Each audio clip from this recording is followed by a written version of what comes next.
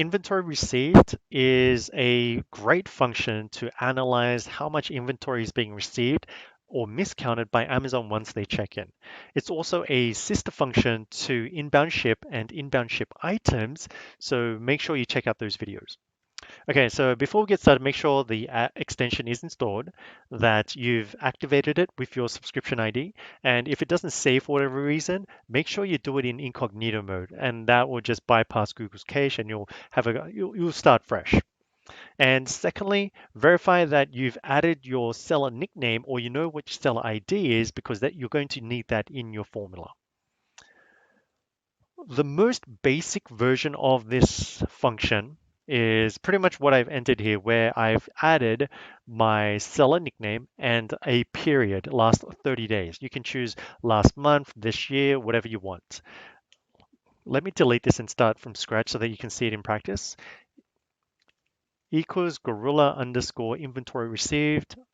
As it auto completes, I see that it's right at the bottom here, inventory received. Now the green highlighter is selected on seller ID or the nickname. Okay, so in my case, it's in cell 1, OAH. Okay, if you want to manually type it in, make sure you do it in inside quotation marks. But this is not dynamic, and each time you make a change, you may have to go into your formula and then update it. So it's just a hassle. So I always like to make sure I reference a cell and make it completely dynamic. I press comma if you're in Europe or if you're in a Spanish speaking country, make sure you use semicolon instead of a comma like me. And now it's asking me for a period. So this is the time period. We have so many different time periods. Check the documentation. So for example, I used last 30 days in my first example, but what if I would do last 14 days? Okay, and these are the only two required inputs. So what this is now going to do is going to pull in all of the inventory received on a per SKU basis over the last 14 days. Do this, and now it's going to dump out the entire result. It's telling me that, okay, so on November the 13th, there was this much quantity. It's been received. There was also a -1. So this means that Amazon is saying that one was missing. On this one, they found an extra two for this particular SKU in related to this shipment ID. And so you can get an accurate count of what Amazon is doing related to the counting, whether they're losing, they're miscounting, or they're finding. And because Amazon is such a mess in the fulfillment center, there's just inventory flying everywhere. This is something that you want to keep on top of.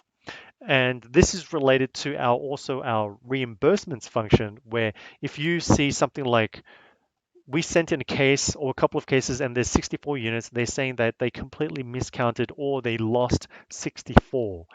So we know that immediately we need to go in and check what's going on, as well as request a reimbursement and make sure that we send in additional inventory because we know that Amazon has pretty much lost the entire case.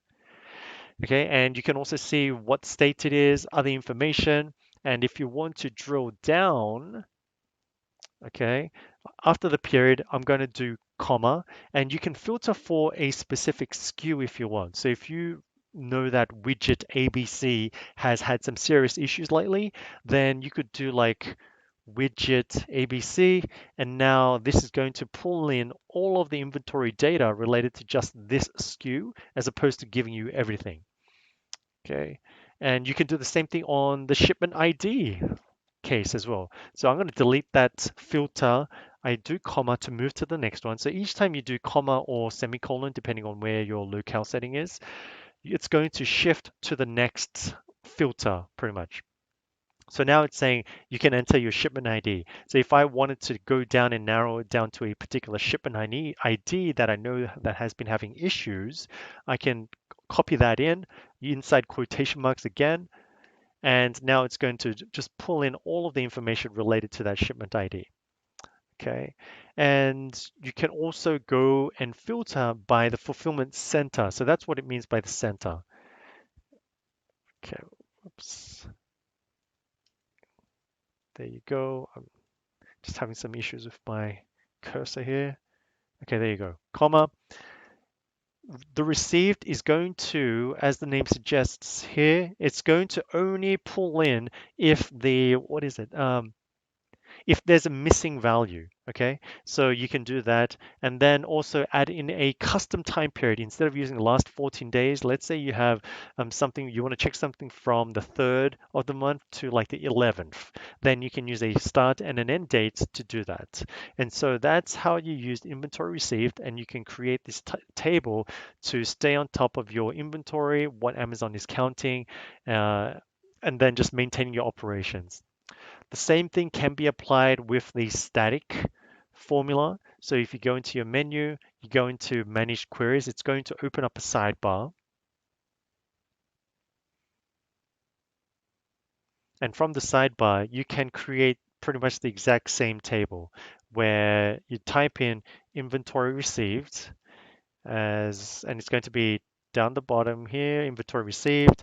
And in each of these fields, do what it says, enter the inputs that are required, and it's going to also be able to generate this. But in this case, where it's a dynamic formula, where it's actually a formula inside the spreadsheet, this method is going to insert a formula into in a code type method, right?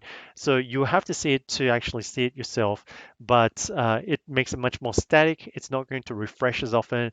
And for people who want to be able to share and use Google Data Studio and push it into some other systems, using this sidebar static managed queries is going to be a much better solution for that.